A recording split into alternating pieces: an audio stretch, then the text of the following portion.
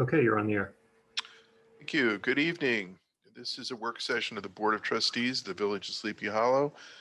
We're meeting via Zoom, via teleconference, in accordance with the procedures that were allowed by the governor with his emergency order last spring, early spring, which were put into effect to allow municipalities like ours to meet and be socially distanced and to comply with the things that were needed to keep the coronavirus in check. So we continue to meet under that emergency order. I will begin by doing a roll call to make sure that we have a quorum. Even though we will not do any official business beyond these presentations in this meeting. So I'll begin with Deputy Mayor Denise Scaglione. I'm here. Trustee Andrus. Present. Trustee Gebler. Here. Trustee Spiro. Here. And that gives us a quorum, and I think we'll be joined by some others as well. This evening, our work session is going to be centered on two presentations from key village departments. And of course, all village departments are key departments, or we wouldn't have them. But we're going to begin this evening with Matt Arone from our Recreation Department. Welcome, Mr. Arone. Good evening. You guys can hear me? Yep. Yes, we can. Okay, great, thanks. All right, just a little background on the budget that I presented and proposed, especially for our new trustees. Welcome to them.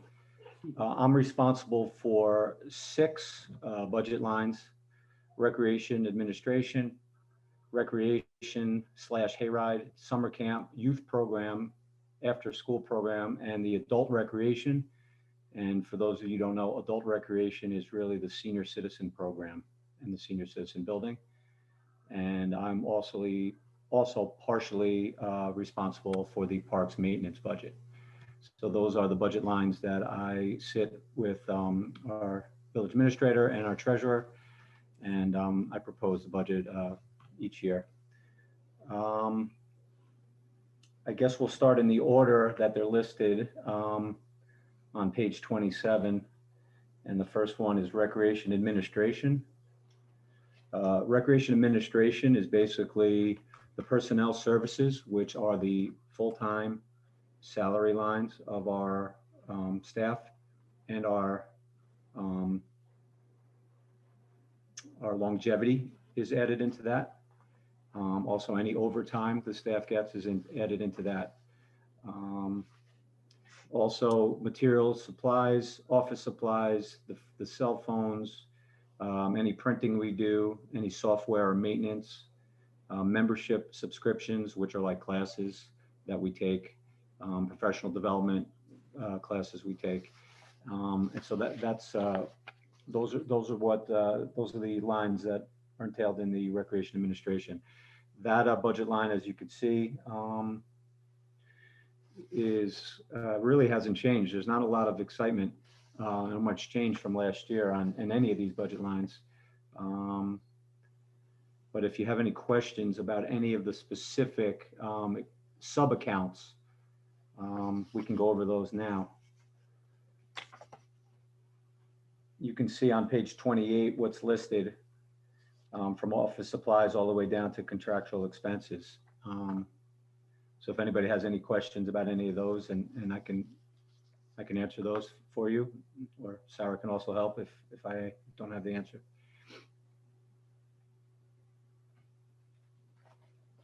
I had a question. It's Tom. Probably more so from just my own background and information here, but Sure. DeVries Park. So the work that has gone into the paddle tennis courts, right, and the upcoming improvements, how are those indicated, or are they already were they accounted for in prior budgets? That's a good question. There's two ways expenses could come out of that project. One would be a capital project request, which was put in a few years ago for capital improvements to the platform tennis court. And also we have, and we'll get to it when we hit the park maintenance. There is a operating line for each park. DeVries, Barnhart, Sykes, Kingsland, Douglas. So there's, to answer your question, there's two ways that there could be money spent. But that specifically, if you're asking about the platform tennis improvements, that was a capital project put in a few years ago. And as you know, we are still working on it, and the improvements are still going on as we speak. Yep, no, I understand that. I was just curious if it was, so it's, that part's actually not even in this budget because it was already budgeted in a prior year. Yeah. Yes, the capital project is not in this budget. However, like I said, when we get to the, when we see the parks maintenance lines, you'll see DeVries will be in there. Yep. So that's the recreation administration. Parks maintenance would be next. Parks maintenance is very unique because, as I mentioned, I'm not solely responsible for the parks line currently, but I've kind of I've adopted it, taken it under my wings, I guess, and been really submitting a separate budget, and been doing the expenditures, and I've been handling all the projects in parks slowly but surely the last few years, which has been great. As you can see in the parks maintenance lines, as we were just discussing, there are numerous sub accounts. Matt, if you could direct us to the page. Sure, 29. I'm sorry. Thank you. Apologize. Page 29 on the budget, mayor's proposed budget. You can see the sub lines: Barnhart Park, DeVries Park, Douglas Park, Kingsland, Sykes, Horan's Park.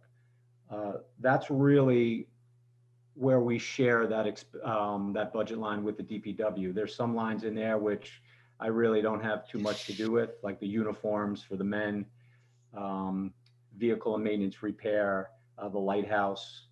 But the park lines are really what I operate out of and what I spend out of for the projects. Whether it's grass seed, sod, equipment, bases for the baseball field, playground equipment.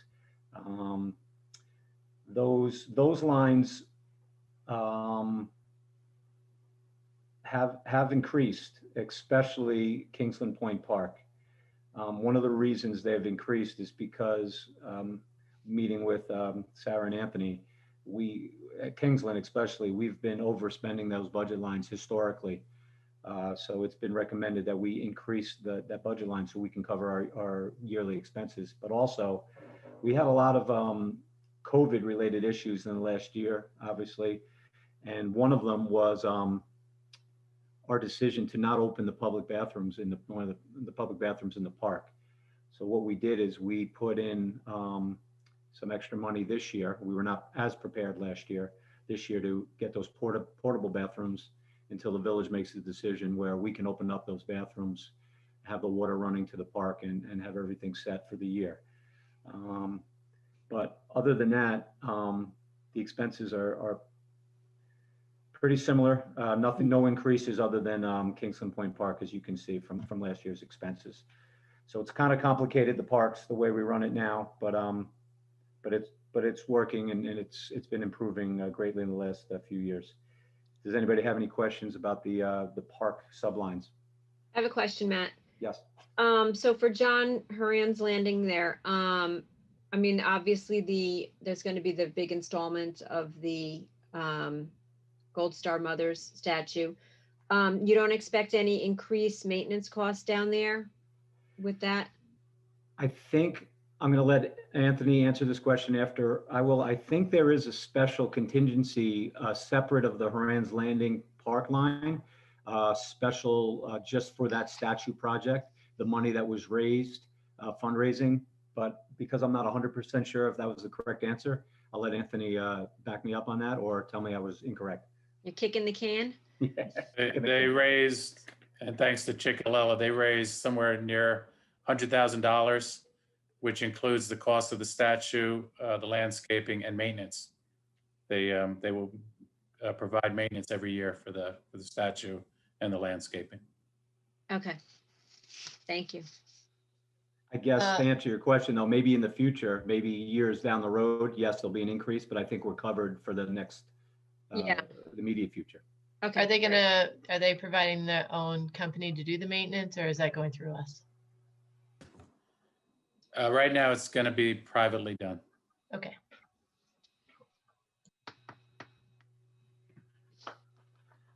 Okay, we'll go on to the next page, which is 30, I believe, and that's going to be recreation/hayride.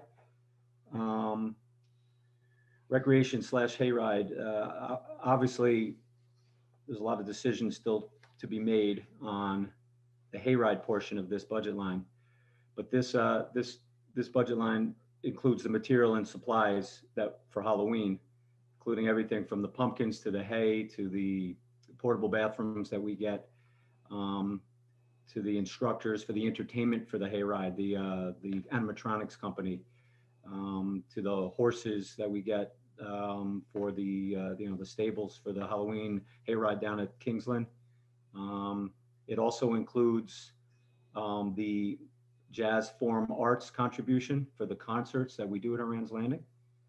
And there's also a small amount of money in there for youth sport organization support. And that's when, for example, if our youth football program or our youth soccer program needs some trophies or some uniform supplemental help, that's been in the budget for a while.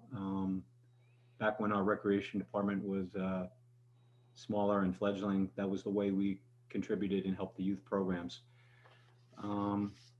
There's also, you can see a lot of money in there for the overtime for the staff, and that's for the Parks Department when they work for the hayride event only. That has nothing to do with their normal hours. So that's for the hayride week. Let's hope that we are back in action in 2021, because obviously we had a sad 2020 with that. If you have any questions about the recreation hayride, I can answer those. Well, Okay. as you said, we have a lot of questions, but they're not going to be answered tonight. Yes, I can't answer them about October yet either, but Yeah. the budget. Let's hope we're back in action at least partially in October. Same page, the summer camp budget line. This also is a little problematic due to our pandemic situation. Last year, we did not run the teen travel camp. This year, we probably will not be able to run it at least the same way that we ran it in the years before the pandemic for various reasons, transportation reasons, health department reasons. But we are going to still run many camp programs to supplement that teen camp program. And we also are going to do some day trips for the teenagers. So we are going to use the summer camp lines, even though if it's not going to be the teen travel camp as we know it.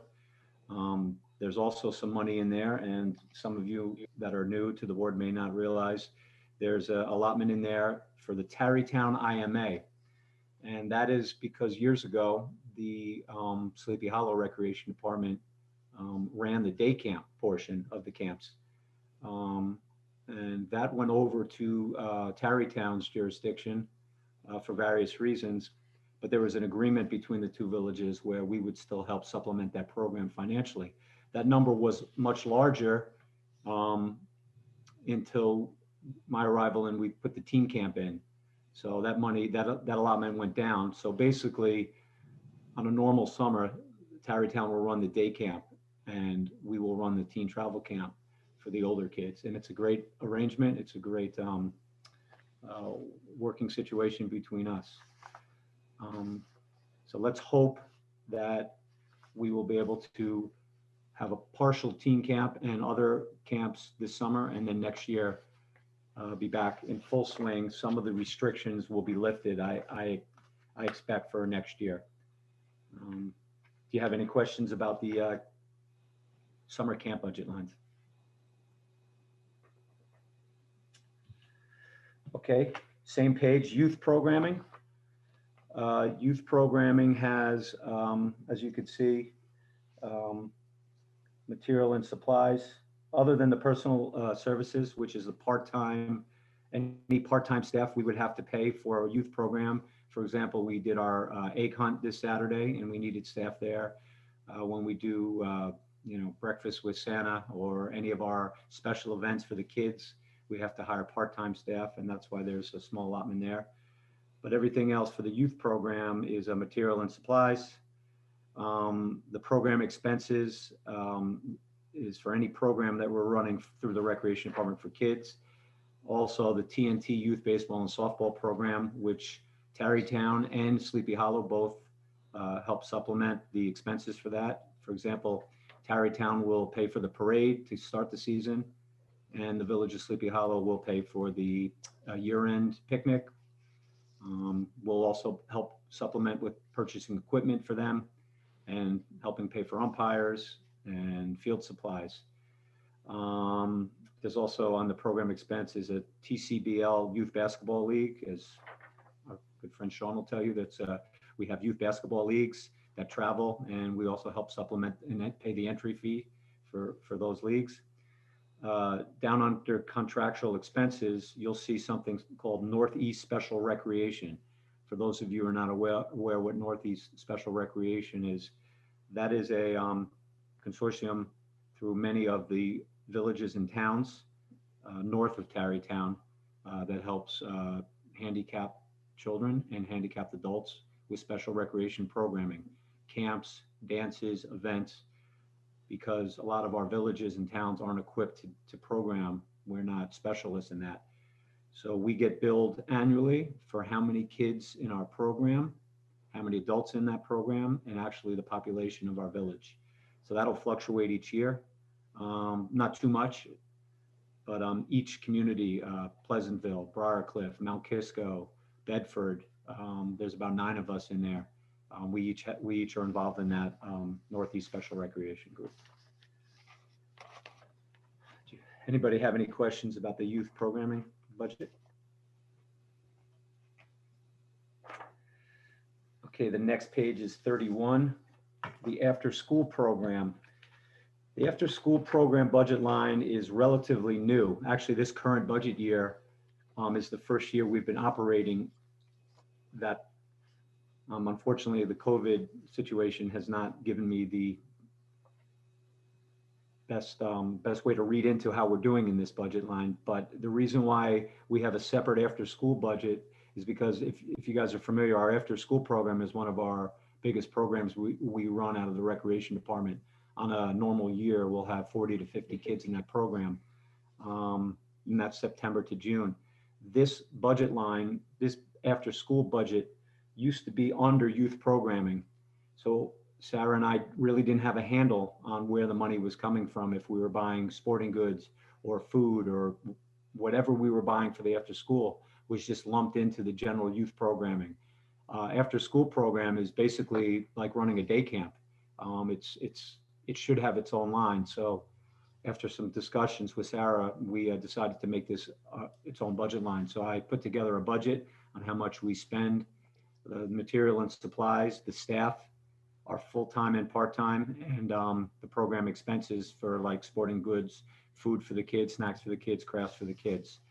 So Sarah and I are still kind of trying to get a pulse on how we're doing with that budget. Like I said, this year is our first, we mocked up a budget, and because of COVID, we have less kids in our program. We have about 14 or 15 kids instead of the 40 or 50. So we're not really going to have a good gauge on if we spent enough or too much or not enough until we do a full year. We're expecting to be full blast next year. That's why the budget lines are all going to be about the same. We're hoping we actually we generate revenue on this program, which is great. All our recreation programs are built to be revenue neutral. Whatever we expend, we bring in. But we've been successful with the after-school program in the past.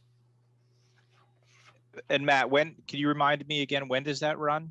After school, is that all school year? Yes, September to June. There are some breaks in there. We will be closed for any religious-based holidays. We're closed, like the Christmas break, the Hanukkah break in December, and this past Easter break we were closed. But we're open for the February breaks and the other breaks. The reason why we're off the religious-based holidays is because a lot of the parents are also off on those breaks, and that's a good time for the families to be together. I look at this program a little differently than my staff does. This is an after-school program. I don't want this to be a daycare program where we take the kids every time it snows and every time it rains and every holiday. So we want to try to be as help the families as much as possible, but also Christmas time and religious-based holidays. That's a good time for us to regroup as a staff as well, and focus on our other programs and let the parents, moms and dads, spend a little time with their kids as well.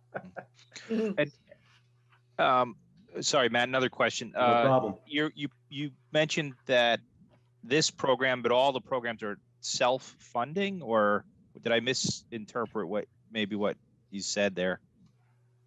Not self-funding, but I guess Sarah can back me up on this. We call it, we don't want to lose any money for any of our recreation programs, so we call it revenue neutral, I believe.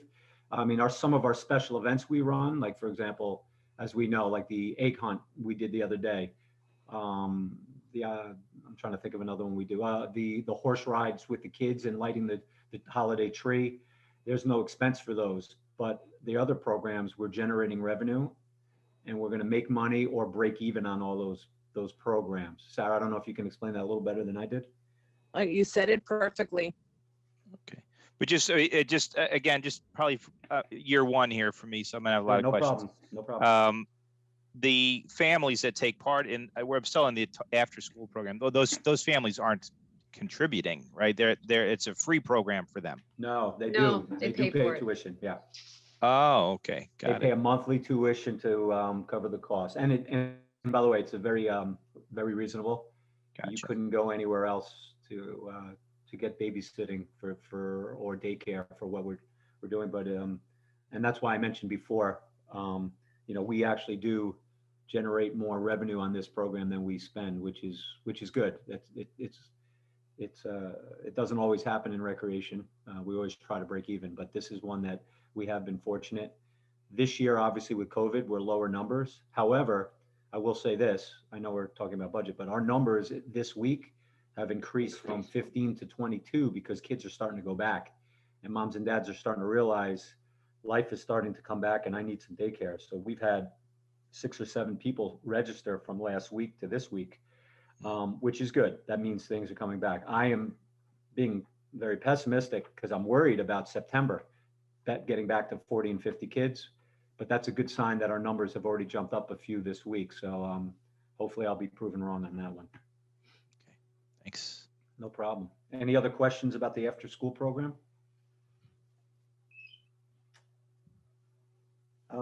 And if we skip to page 33, will be the final budget line I'm responsible for, which is adult recreation, which, as I mentioned, is really a code word for senior citizens, but we call them adult. Sounds nicer.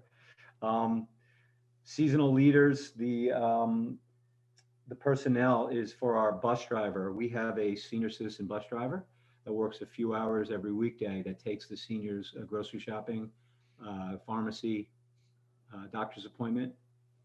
I would like to say that this past year with the pandemic, the bus driver was thrown into extraordinary duties, delivering food with our village clerk and Diana Loha and myself, and doing doctor's appointments. It was very nerve-wracking taking people that were high risk, but we took some measures to clean the bus and sanitize the bus and spray down the bus and take only one person at a time. But so it was, we still kept the bus driver busy, but that is what that budget line is for the expenses of the bus. And then the contractual expenses, the sub accounts, we have a program expense line. We have two of them I'd like to explain for you. There's 413, which is program expenses, and then 414, which is adult program expenses. It's basically the same thing, but we have two different lines. We have a senior citizen advocate, Sue McCarthy, who runs the Senior Citizen Club. And one of those lines is really for her lunches, her trips, her any instructors and entertainment.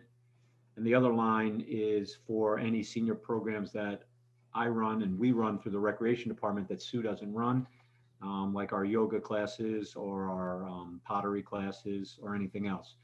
So both those lines together is really the money that we spend on senior citizen programming during the year. You could see down in one level more, it's transportation charges. That's the money that Sue uses for her club trips. So that's not included in the 413 program expenses, but that's the money when, if she's taking a group to, down to Little Italy for the day or to a Broadway play or Pennsylvania, she'll charter some buses. Unfortunately, we didn't get to spend very much money out of that this year, but we're expecting to, hopefully with everybody getting vaccinated, to go on some trips this year. So that transportation is not the senior bus transportation I mentioned before. That is for chartered bus transportation for Sue's trips. The utilities are pretty standard. That's for the building, the Con Ed, the phone, the alarm system. And then the senior citizen line budget, those are for other contractual expenses, as you could see. Well, actually, you can't see, but they are for the landscaping of the building, the generator, the service for the generator, the Molly Maid cleaning crew that comes occasionally to clean the building, items like the heating, the IVAC, all that type of stuff. So that's a little different than the utilities. Utilities, like I said, is more like the cable line, the Con Ed, and the alarm system. As I mentioned prior, I don't think there was any increases at all in any of the recreation lines, with the exception of some of those park lines that when we went through, the recreation lines stayed pretty standard. Maybe some of them even went down. Maybe the after school line, because like I mentioned, Sarah and I are still playing around with it. So if you have any questions about adult recreation or any of the other budget lines, I'd be happy to try to answer them for you. Well, Matt, I don't have a question for you about the recreation stuff per se, but I don't know, Anthony or Ken. So we could see, obviously, COVID related, the 2020 expenditures were far lower than what was budgeted. What happened to the rest? Does that go? That went to like COVID related expenses for the village or something else? No, if we have an event that doesn't happen, then the money just doesn't get spent. So it's just it remains in the general fund? Because this would be, I mean, so this is like $700,000 or $800,000. So what happens every year is we make educated guesses, which is of course what a budget is. And as we go through the year, things happen and change, and some things, we have lines that don't get spent down. Usually sometime around a little later than this, the treasurer will come to us and say, okay, I need to move some stuff. We had a really bad year and our snow allowance went over, and our salt allowance or whatever. And so we need to add money to that line. And we've got these other lines that are really underspent because we canceled events or whatever, and then we'll move the money around. And that's a fairly normal thing to do, but we have to do it within these numbers. The other thing that happens is the village doesn't really have reserve funds, so-called. And it's just what ends up looking like reserve funds is what's called our fund balance. At the end of the year, we whatever money did not get spent just stays in the general fund, as you said, Tom, and then it gets counted as the fund balance. So if things go bad, and we go over on a whole bunch of stuff, we can draw on the fund balance to pay certain expenses during the year. So it works something like a reserve fund, but that's what happens to the money that doesn't get spent. Thanks. And we don't have these year-end things where folks are like, well, I got to spend down my paperclip allowance or I won't get it next year. You know, we tend not to see that kind of stuff. Thank you. I see two department heads nodding their heads like, yep. If you want me to spend it, I will. I heard there's a Carvel coming into town. I can get ice cream for everybody if you want. As long as it comes out of the right line. Be harder for Sean to do that. Any further questions for Mr. Roan? Thank you, Matt. Thanks, Thanks, guys. Matt. No Thanks, problem. Matt. Appreciate it. Good night, everybody. Good night. night. We're gonna move on to the building department, which has a much longer and fancier name than that, but it's Mr. McCarthy's domain. Welcome back, and please take it away. Oh, good evening, everyone, and welcome Trustee Andrews and Trustee Rodriguez. If you had a hard time finding my budget, it's because it's called safety inspection. And in the mayor's budget, it's actually listed on page 17. I could share my screen if you can't find it, but it's kind of short. It's only takes up 3/4 of the page. I got it. So in general, not much has changed. It's actually stayed the same for about the past 3 years almost. We had a couple tweaks in it this year. One big one request and a couple minor ones of particular importance. We had a bump in our software maintenance, and that's because our software that we use for permitting and inspections and everything else that we do is actually is an upgrade this year. So I believe that went up about $1,100. I think we also had a request for another computer, as we have one that's the big item that we're asking for is in the person we have to provide the state and village required services as far as inspections go and fire and property maintenance duties. For example, last year, I believe we issued just over 1,500 permits, which is the most in the past 3 years. We tend to have roughly about 23 to 24 planning board applications. We have about 17 or 18 zoning board applications every year. Complaints was actually down this past year. But on average, we probably average about 280 or so complaints, 60 or so, I think 2 years ago. So each one of those complaints needs to have a follow-up. Sometimes it's fairly quick, 250 units. We also have type use service places that we inspect.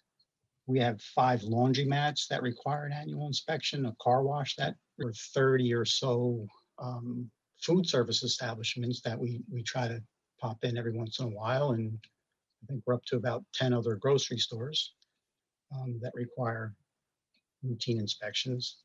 So if you break that down, even a part-time employee, if they generally will work 17.5 hours a week, it comes out to be a little over 100 days in a year. It's not, we don't have the personnel to do it. And actually, even if we have a part-timer, that's not to say that our other staff is not going to stop doing those services as well.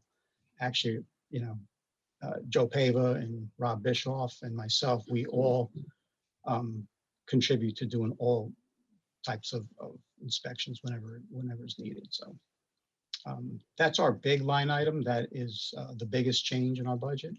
It's something that we want to bring back, and I think it'll be a benefit, obviously, to not only the property owners, but the tenants of these buildings and also the general public, because, you know, the key to these inspections is to be the first preventers, and we need to, prevent problems from happening. And by going into these buildings on a routine basis, we find things and we prevent problems from occurring.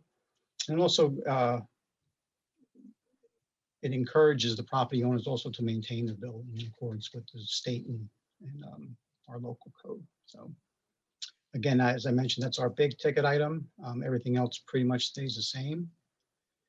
The other aspect of our budget is the revenue side, and we did put together some projections. Most of those projections are based upon our averages that we, typically on every month I give you what those numbers are as far as our permits and our revenue that's generated. But we did come up with a number that's, I think, just under $700,000 of projected revenue.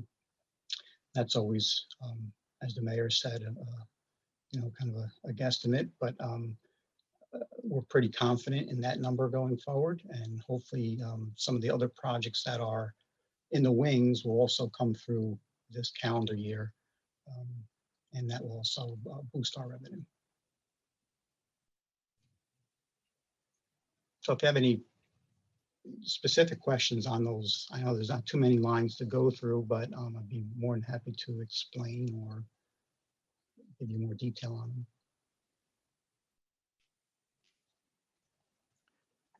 Members of the board? Sean, I do have a question, but it's folks. How does that get spent? Educational credits for the different board members. Now we've been fortunate.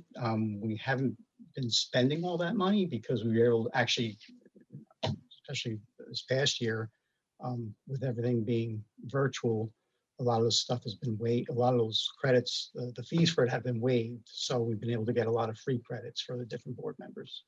But that is exactly $dollars of credit. But Yep, I was curious. Tom, you were not missing out on the Carvel stuff. Okay? So Trust me, you can. I know. I don't have any other questions. What software do you guys use that you're upgrading? Our software is called Municity, and it's we got it probably about 10, 12 years ago. But now they've gone to a web-based version, so we can actually access it, anywhere. And I think eventually it's going to be a system that also our residents can log on to and be able to check the status of their properties and their permitting and stuff. Right now, we're still tweaking it and we're still working out the kinks in it, but it's a lot to learn. But in doing so, the service contract for it went up a little bit too. Thanks. Just for the new guys, for Tom and for Jared, I just want to say Sean's budget every year is consistently even, and he, like everything. I just know from, having a plumber in the family, you definitely need staff to help. So. But to that end, I mean, if the software does allow, end user or resident access to permits or tracking statuses, I mean, I think that's something that would benefit the residents, and maybe we want to accelerate the adoption of that, that kind of a module inside the software. Sean, will that software benefit the contractors as well? I mean, I know personally, when I've had to access other villages, sometimes it can be very difficult to, follow through in the software. Applications to be submitted, actually plans to be issued as permits without even talking to anybody. So as a user, you'd be able to log on and check what the status is. And even now, we're setting it up now for that status to say, in review with, Mr. McCarthy, in review with Mr. Pava, at the zoning board or at the planning board, public hearing, all that information will be available by just clicking on and seeing what the status of that is.